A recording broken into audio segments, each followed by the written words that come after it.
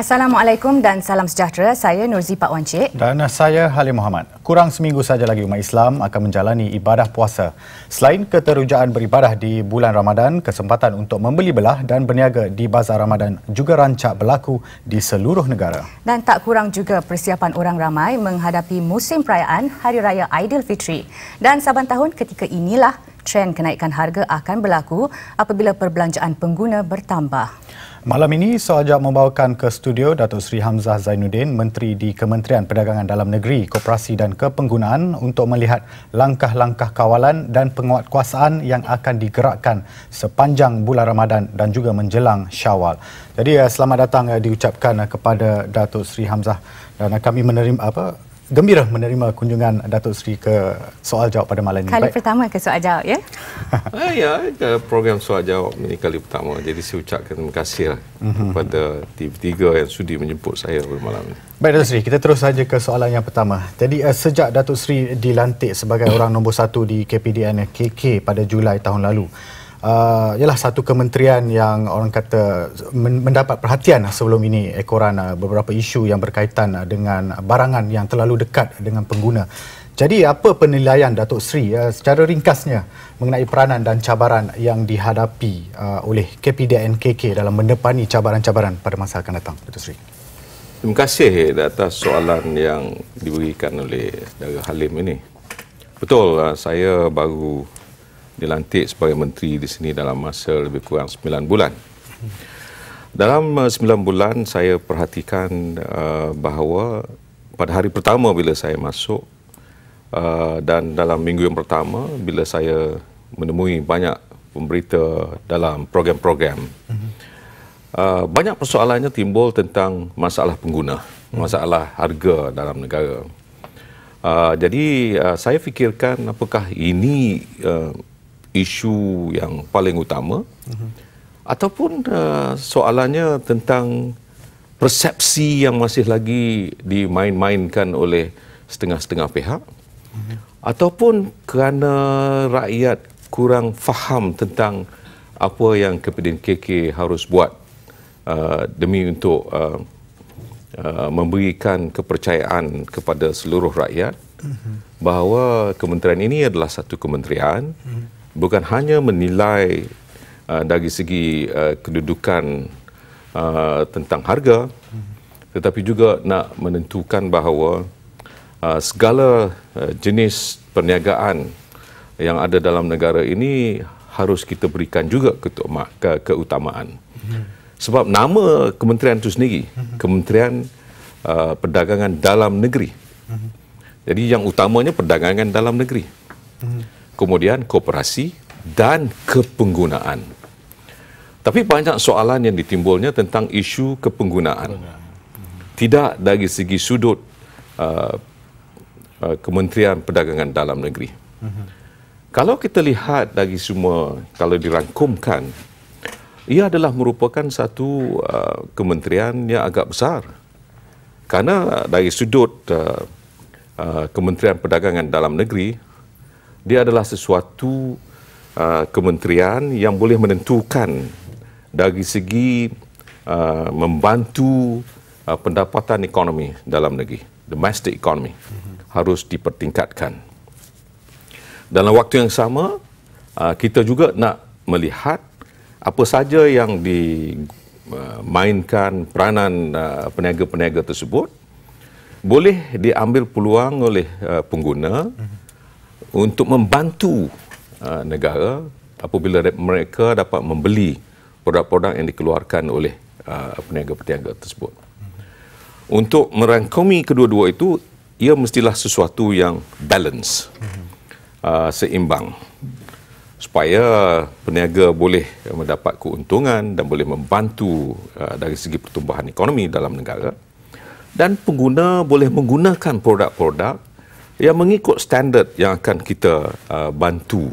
Kementerian akan menilai dari segi keluaran daripada peniaga-peniaga tersebut dan mereka merasa selesa untuk membeli produk-produk kita.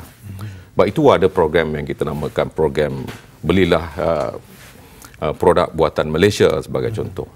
Ini semua adalah untuk melihat bahawa apa yang kementerian ini lakukan adalah untuk memberi keselesaan, keseimbangan dari sudut perdagangan dalam negeri dan juga kepenggunaan.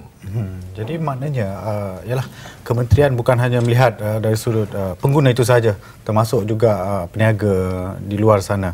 Tapi Datuk, masih wujud kekeliruan ya di kalangan orang awam di luar sana berhubung dengan peranan dan juga bidang kuasa KPDN KK dengan satu lagi kementerian, iaitu Kementerian Pertanian dan Industri Asas Tani, khususnya berkaitan dengan bekalan dan harga barangan. Jadi mohon Datuk mungkin boleh perjelaskan di platform ni. Sebab itu bila soalan yang dipersoalkan kepada saya banyak kali, macam mana kita nak mengawal kenaikan harga barang. Saya selalu menjelaskan isu ini kepada rakyat bahawa sesuatu harga barang dalam konsep free market economy yang diguna pakai oleh negara kita Malaysia, kita tidak boleh menentukan sesuatu barang itu tidak boleh dinaikkan harga.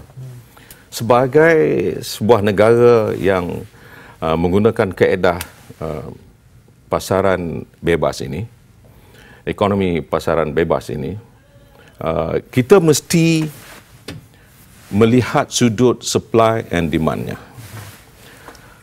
Dari segi demand akan ditentukan oleh pengguna.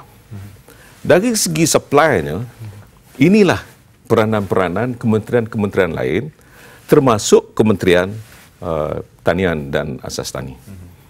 Kerana cuba kita lihat dari segi kedudukan daging, supply-nya daripada petani-petani,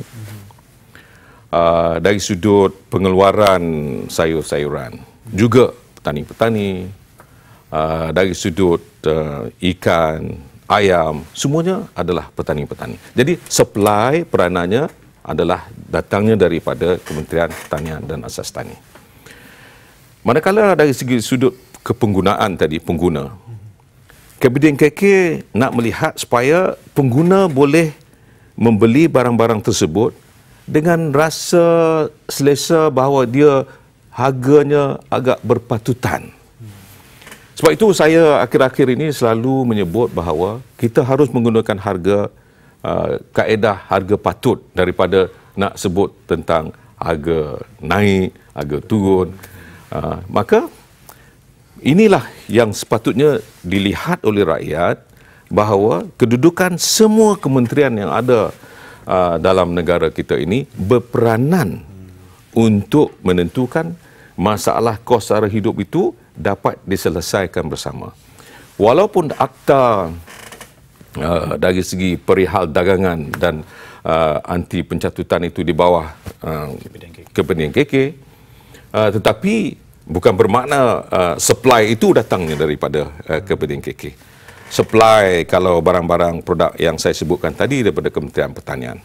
Banyak inisiatif yang dilakukan oleh Kementerian Luar Bandar untuk membantu mereka dalam sudut industri kecil supaya mengeluarkan produk-produk. Juga dibantu oleh banyak-banyak kementerian lain seperti Kementerian Sains dan Teknologi dengan inisiatif-inisiatif lain untuk membantu dari segi kreativitinya, innovation yang mereka keluarkan.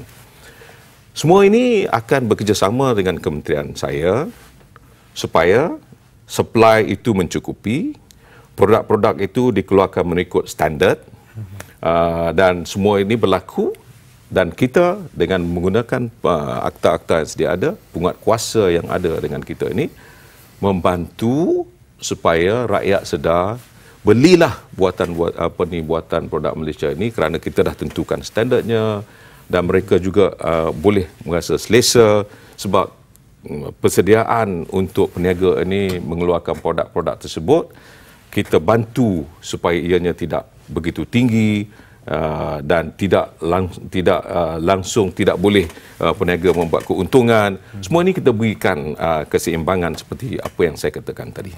Dari segi jawatan kuasa peringkat tertinggi kos sara hidup itu, mungkin Datuk boleh berikan kita sedikit status terkini tentang apa yang sedang dilakukan, apa yang tengah masak sekarang ni, apa yang sedang dilakukan ketika ini di bawah portfolio Kementerian Datuk.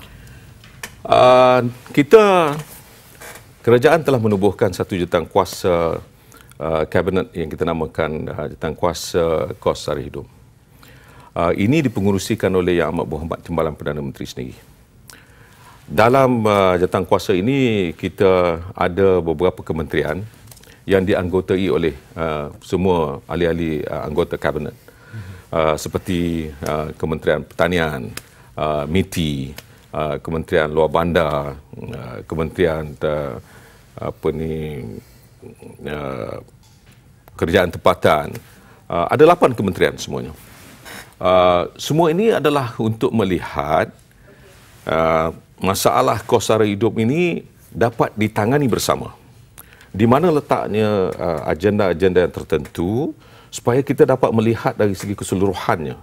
Bukan hanya menengok dari segi satu sudut saja semata-mata seperti sudut pengeluaran makanan, tapi juga kita nak melihat dari segi keseluruhan transportation sebagai contoh. Apakah boleh kita bantu untuk menurunkan harga-harga penggunaan transportation dalam negara kita. Juga kita melihat dari segi sudut Kementerian Luar Bandar untuk inisiatif-inisiatif yang telah pun saya katakan tadi untuk diberikan peluang supaya mereka dapat menambah pendapatan masing-masing di peringkat luar bandar itu sendiri. Maka sudut ini semua dilihat dan kita buat agenda yang tertentu dan kita tangani bersama. Kalau dari segi sudut harga-harga makanan sebagai contoh, ini adalah barang-barang asas yang diperlukan oleh rakyat, seperti beras, tepung, minyak masak, gula, LPG. Kita lihat ini sebagai barang-barang keperluan asas yang digunakan oleh semua rakyat. Maka ini harus kita kawal dahulu. Bagaimana caranya untuk kita kawal? Kalau harganya terlampau tinggi, mungkin kita berikan sedikit subsidi untuk menentukan harganya itu sesuai untuk kegunaan rakyat. Barang-barang lain terpulang kepada peniaga tadi mengikut konsep supply and demand tadi, dan pengguna mempunyai pilihan mereka sendiri. Contoh, saya nak bagi contoh. Sardin dalam tin. Banyak pengeluar dan banyak pengimport. Jadi, apakah semua orang makan sardin? Ada yang tak makan sardin, ada yang makan sardin, ada yang suka brand yang tertentu, ada yang brand lain. Jadi ada pilihannya. Maka itu kita tidak kawal. Kerana itu kita berikan peluang untuk peniaga compete between each other, dan dalam waktu yang sama peniaga mempunyai pengguna mempunyai pilihan untuk memilih mana yang mereka perlukan. Jadi kita dah melihat harga yang asas tadi kita tentukan, dan insya-Allah baru-baru ni saya dah pergi buat lawatan ke Golok sebagai contoh. Di sana saya bandingkan barang-barang yang saya sebutkan tadi, keperluan asas oleh rakyat dalam negara kita. Saya averagekan semua ini, harga kita 45% lebih rendah daripada mereka yang dijual di Golok, selatan Thailand. Kalau kita sebut Golok, saya ingat kebanyakan rakyat dalam negara kita ni lihat seolah-olah barang-barang di situ lebih murah daripada kita. Tapi barang-barang yang saya sebutkan tadi, average-nya 45% lebih rendah daripada kita. Kita ni lebih rendah daripada mereka. Jadi saya kata tak timbul isu asas keperluan ni, tak timbul sama ada kita terlampau mahal. Saya rasa kita terlampau murah. Saya rasa terlampau murah sekarang, 45%. Ya, jadi saya tengok pula barang-barang lain yang saya katakan tadi, seperti susu bayi, makanan dalam tin. Kebanyakannya saya averagekan macam coffee mate, tea mate, semua tu yang digunakan harian, kadang minum teh, minum kopi, harganya kita 19% lebih rendah daripada mereka. Jadi saya kata tak timbul juga isu ni. Yang mana mahalnya? Adalah barang-barang import yang lain. Susu bayi tadi, mereka jual lebih murah daripada kita. Yang import yang ternama, saya tak nak sebut di sini, tapi susu bayi yang average seperti yang saya katakan yang digunakan oleh kebanyakan daripada rakyat kita seperti Dumex dan sebagainya, kita memang lebih murah. Tapi kalau yang import daripada New Zealand, daripada Australia, itu memang betul. Keadaan ini saya fikirkan mungkin disebabkan perkara-perkara yang lain. Sebab kedudukan masyarakat yang ada di Thailand, mereka mempunyai population sebanyak 60 lebih juta. Kita hanya separuh. Jadi dari segi volume yang digunakan, mungkin dengan rakyat kita sedikit, kita import sedikit, jadi volume dia import tu mungkin harganya juga naik sedikit lebih mahal daripada mereka. Tapi yang average-nya yang digunakan oleh rakyat biasa, akhirnya kita selalunya lebih murah daripada mereka. Jadi dalam mesyuarat jawatankuasa itu, saya maklumkan strategi kita adalah untuk melihat semua dari segi sudut supply chain-nya, pengeluar, pemborong dan akhirnya retailers ini, peruncit, dapat membuat perniagaan yang menguntungkan kepada mereka dan dalam waktu yang sama memberikan keselesaan kepada pengguna. Apa strateginya? Maka kita bekerjasama dengan Kementerian Pertanian dan Asas Tani. Kita nak lihat banyak lagi farm outlet yang telah pun, program yang telah pun dirancangkan oleh Kementerian Asas Tani tadi, dikeluarkan di beberapa tempat, dibangunkan di beberapa tempat. Kita bersetuju akan ada 10 atau 11 lagi farm outlet yang akan kita namakan kemudian nanti di 11 dalam seluruh negara. Dalam waktu yang sama, kita lihat agro bazar, pasar tani yang telah pun dikeluarkan oleh Kementerian Asas Tani tadi, Pertanian dan Asas Tani ini diteruskan juga. Dan kita gabungkan dengan kedudukan koperasi yang saya kawal selia di kementerian saya ni, kemudian KK. Kita berikan kedudukan supaya koperasi-koperasi ini dibesarkan supaya dapat membantu dari segi sudut peruncitan dan pemborongan. Bagaimana caranya? Jadi kita fikirkan mungkin kita tubuhkan lebih kurang 200 koperasi, kita perkasakan mereka, kita perhebatkan mereka ini. Dan bagaimana caranya? Kita adakan beberapa distribution center yang akan kita bangunkan. Mereka, distribution center ini akan menentukan supaya semua koperasi-koperasi yang tinggal bukan di bandar-bandar yang besar-besar, saya ingat di bandar-bandar yang besar ni dah cukup dengan hypermarket, supermarket yang besar yang boleh mengeluarkan barang-barang dengan harga yang berpatutan. Tapi di suburb, kawasan-kawasan kampung-kampung ini, kita ada strategi untuk melihat banyak barang-barang yang tadi boleh kita berikan supply yang mencukupi, harga yang berpatutan dengan strategi yang tertentu supaya akhirnya semua pengguna dapat membeli dengan harga yang berpatutan. Baik, kita nak berhenti rehat seketika, Datuk. Selepas ini kita nak tarik balik konteks kepada kita ni nak menyambut bulan puasa dalam masa kurang seminggu saja lagi. Dan kita nak tengok isu selalu kita semula, isu yang sama pengguna terpaksa hadapi. Jadi kita nak tengok apa persediaan KPDN-KK. Jadi kita berehat seketika, nantikan kembali selepas ini.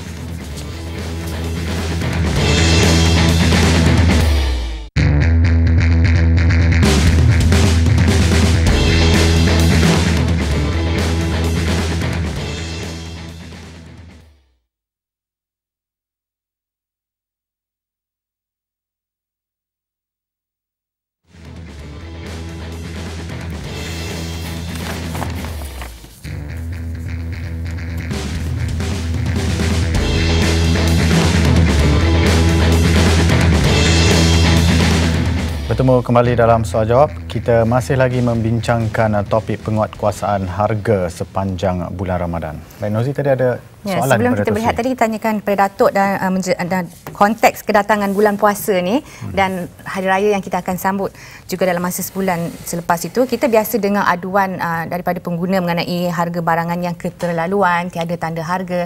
Jadi isu-isu ini banyaknya kitar semula. Macam tahun lepas, tahun sebelumnya, kebanyakannya isu-isu yang sama. Jadi kita nak tahu kali ini dan tahun ini apakah persediaan yang dilakukan oleh KPDN KK. Yang saya sedap dengar bila Nozi tanya saya ni adalah isu kitar semula. Ini menunjukkan bahawa sebenarnya masalah ini adalah masalah yang sengaja diperbesar-besarkan. Padahal mereka tahu bila konsep supply and demand ini, bila demand terlampau tinggi, maka sudah tentu ada peniaga yang mengambil peluang untuk mencari keuntungan yang agak lebih. Sebab itu kita ada akta anti pencatutan atau anti profit sharing ini. Kita nak supaya sesiapa saja yang berniaga ini mesti melihat bahawa mereka boleh membuat keuntungan, tetapi biarlah keuntungan itu sekadar mencukupi dari segi perniagaan yang mereka rasa selesa, supaya pengguna juga mempunyai sikap bahawa mereka beli dengan hati yang senang, tahu bahawa peniaga kita ni berhemah, mempunyai etika yang saya mahukan. Sebab itu kalau isunya memang kitar semula tidak kali berlaku, jadi sepatutnya kali inilah, bulan puasa kali ini, saya awal-awal lagi dah beritahu bahawa baru-baru ni saya ke Sarawak. Saya cuba untuk menilai peniaga-peniaga musim keamatan dan gawai.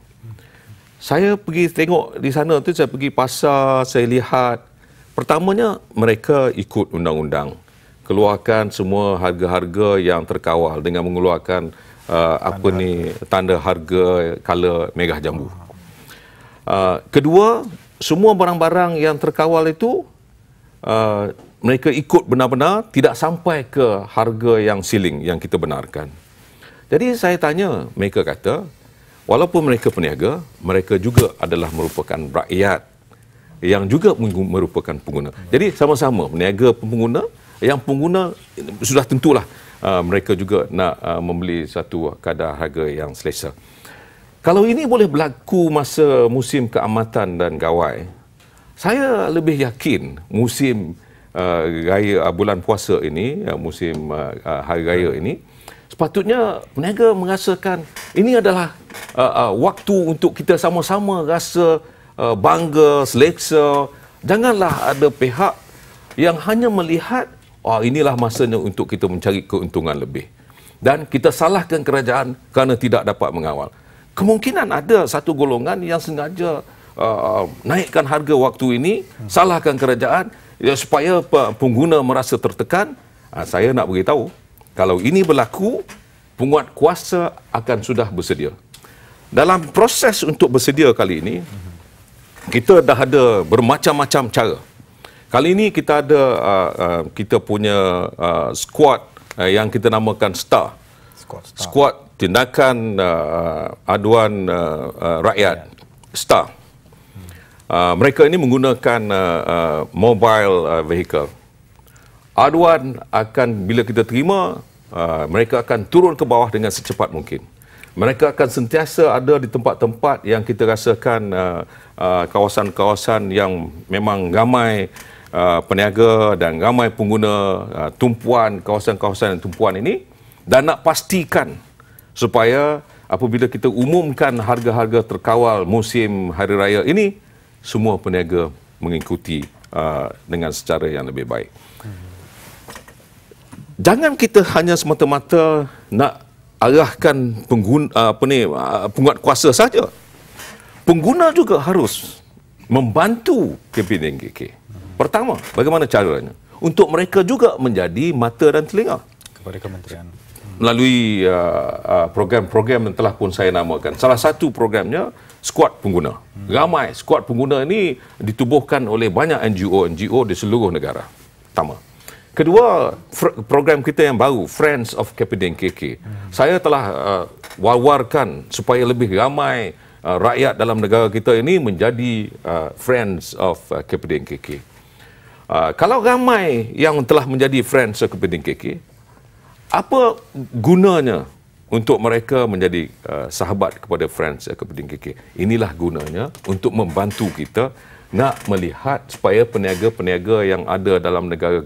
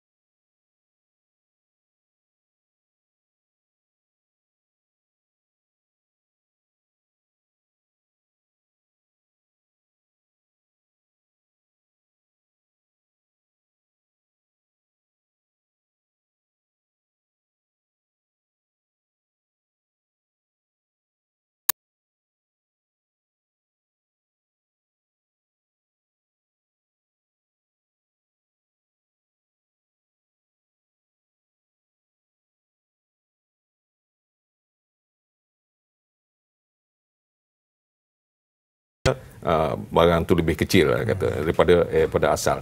Semua itu boleh diberikan. Dan dalam waktu yang sama, peniaga pula tadi, bila dia sudah berdaftar, kita dalam negara kita ni banyak inisiatif-inisiatif yang kerajaan berikan bantuan kepada mereka.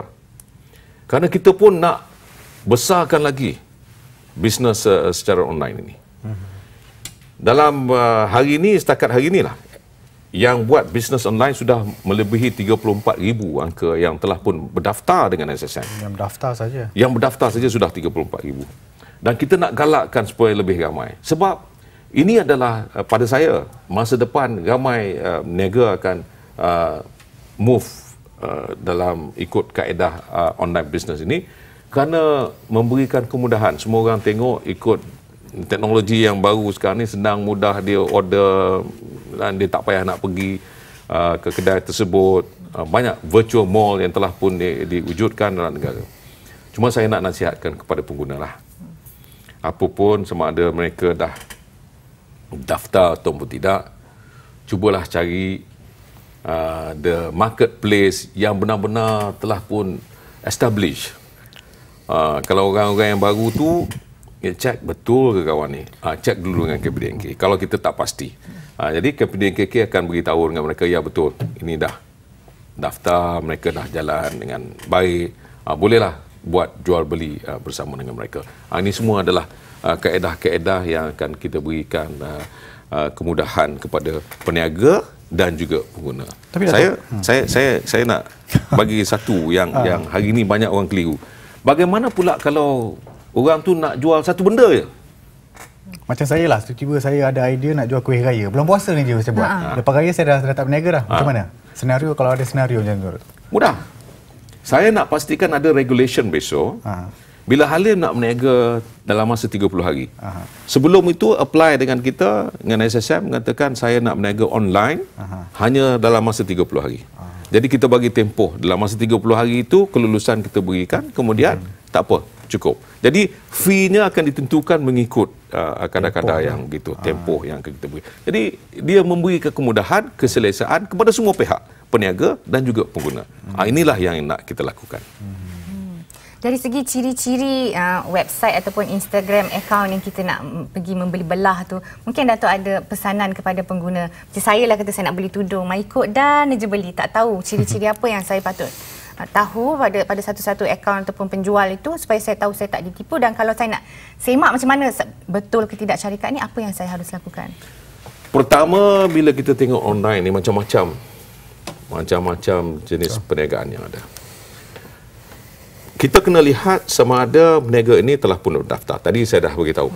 Kalau dah berdaftar, kita cek dengan KPDNK bahawa benarkah ini nombor-nombor syarikat ini telah berdaftar untuk buat online business. Kalau dia kata betul, okey. Kemudian kita cek pula sama ada dia punya marketplace itu sesuatu yang established ataupun tidak. Sebab kita nak keluarkan semua kita punya credit card, kita akan reveal semua ni. Kadang-kadang disalahgunakan. Maka sebab itu kita kena cek dulu sama ada ini established ataupun tidak. Kalau kita rasa was-was, cek balik dengan KPDNK. Kalau tertipu, saya nak jelaskan di sini kepada semua pengguna, kalau tertipu lah, kalau jumlahnya tidak melebihi RM25,000, boleh buat aduan kepada kita dan kita boleh melalui tribunal yang telah pun kita tubuhkan untuk kita tentukan untuk dapat balik segala apa yang masalah yang tertimbul. Itu adalah suatu kaedah di mana KPDNK telah pun menyediakan kemudahan-kemudahan ini untuk pengguna dalam negara kita. Apa lagi nak tanya? Kita nak kedai harga patut. Ketika ini kita ada 1,200 kedai harga patut yang telah diwujudkan usaha kerajaan untuk meringankan beban rakyat. Jadi sebelum ni kita tengok KPDNK ada juga kata bercadang untuk menambah jumlah ini menerusi pendekatan Friends of KPDNK. Jadi mungkin Datuk boleh perjelaskan sedikit. Terima kasih. Saya terlupa tentang kedai harga patut ni. Nuri tanya ni, saya nak jelaskan betul. Awal-awal lagi tadi saya dah kata dah, konsep kita sekarang ni bukan tentang harga naik turun, tapi konsep kita tentang harga patut. Siapa yang boleh menentukan sama ada kedai itu harga patut atau tidak? Adalah pengguna, rakyat yang ada sendiri. Maka sebab itu, saya galakkan supaya ramai rakyat dalam negara kita berdaftar dengan Friends of Kepentingan KK, kerana saya nak berikan ruang seluas-luasnya kebebasan kepada kumpulan ini untuk menentukan kedai mana yang merupakan kedai harga patut. Ada kriterianya. Kemudian mereka mencalonkan kepada Kepentingan KK. Dan hari ini kita ada 1,200. Tapi kita nak membesarkan lagi sehinggalah melebihi 2,000 kedai harga patut di seluruh negara. Kalau kita boleh mencapai ini, maka bermakna tiap-tiap negeri sebagai contoh mungkin ada lebih kurang 200 kedai harga patut. Jadi kemudahan yang diberikan ini akan memberikan keselesaan, akan memberikan kemudahan, akan memberikan perasaan bahawa rakyat yang dalam negara kita ini boleh hidup benar seperti yang dikatakan oleh banyak orang luar bila buat lawatan ke negara kita. Inilah salah satu negara yang memberikan kemudahan yang paling baik kepada rakyat. Kerana dia ditentukan dari segi akta-akta yang ada ini, memberikan kemudahan kepada peniaga, memberikan keselesaan kepada pengguna. Semua ini kita lakukan demi untuk masa depan negara, demi untuk kepentingan rakyat. Semua ini adalah matlamat kerajaan yang sebenarnya. Akhir sekali Datuk, kita melihat ialah apa yang penting kini adalah pengguna itu. Pengguna mempunyai satu kuasa untuk memboikot, membeli ataupun sebagainya. Jadi pengguna juga harus bijak dalam membuat perancangan perbelanjaan itu. Boleh buat perbandingan, kan? Pengguna yang bijak boleh buat perbandingan mana yang murah, mana yang mahal mungkin. Dan di pihak Kementerian Datuk sendiri juga telah menyediakan pelbagai inisiatif. Friends of KPDN KK dengan hotline-nya apa sebagainya. Jadi apa mungkin kata-kata yang boleh Datuk nak bagi tahu kepada pengguna di luar sana untuk jadi pengguna yang bijak. Nampak agak mahal, tak payah call media. Bagi tahu dekat kementerian tu. Contoh Datuk. Terima kasihlah Halim. Soalan Halim ini saya yakin kerana Halim adalah salah seorang pengguna yang bijak. Kerana tahu bahawa apa pun kita buat, biar kita yang tentukan. Bukan sebab kemahuan. Kemahuan ini kadang-kadang datangnya daripada nafsu kita sendiri. Tapi kalau kita bijak, kita boleh menangani ini dengan melihat tadi. Inisiatif yang kerajaan dah buat, kedai harga patut. Inisiatif yang kerajaan dah buat, kedai rakyat satu Malaysia. Inisiatif yang kerajaan dah buat, nak tentukan semua kawalan harga masa perayaan. Inisiatif yang kerajaan dah buat untuk menentukan barang-barang asas itu terjaga, terkawal harganya, cukup supply-nya. Inisiatif yang kerajaan buat banyak sebenarnya demi untuk kepentingan keselesaan rakyat. Yang penting kepada kita, apakah kita boleh menangani nafsu kita untuk membeli lebih daripada kemampuan kita. Kalau kita rasa kita boleh, sekali-sekala apa salahnya. Tapi kalau kita rasa tidak boleh, apa cara lagi untuk kita mencapai keinginan untuk membeli sesuatu yang melebihi daripada pendapatan kita? Kita cari peluang-peluang inisiatif yang kerajaan dah buat untuk menambah lagi pendapatan. Apa dia? Peluang daripada Kementerian Luar Bandar. Banyak inisiatif yang diberikan the young entrepreneurs kepada wanita-wanita yang nak berniaga. Kita berikan melalui satu azam, macam-macam program kita berikan. Melalui kementerian saya, kita ada program franchise. Kalau kita rasa tak mampu untuk menubuhkan syarikat, terus nak menubuhkan syarikat, melalui program franchise, kita boleh minta bantuan daripada kerajaan nak jadi franchisee.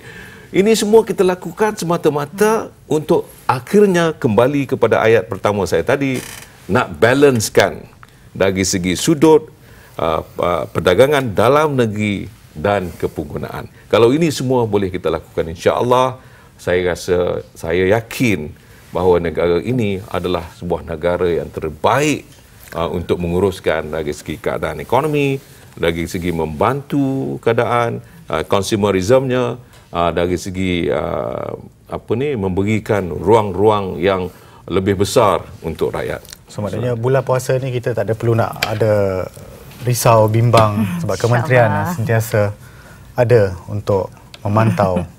Bukan hanya bulan Ramadan ini, sepanjang masa inilah dia tanggungjawab kepada KK. InsyaAllah. Okey, baiklah. Datuk Seri Hamzah kasih. Zainuddin, Menteri di Kementerian Perdagangan Dalam Negeri, Koperasi dan Penggunaan. Baik, so ajak sudah pun sampai ke penghujungnya. Jadi sekali lagi kita ucapkan terima kasih kepada Datuk Seri Hamzah untuk makluman anda. Sepanjang bulan Ramadan dan 2 minggu di bulan Syawal ni, rancangan soal jawab akan berehat seketika. Kita akan kembali bila Halim? Kita akan bersiaran kembali pada 20 Julai nanti. Jadi kami ingin mengambil kesempatan ini untuk mengucapkan selamat berpuasa buat semua rakyat Malaysia minggu depan insya-Allah, dan juga kepada Datuk Seri.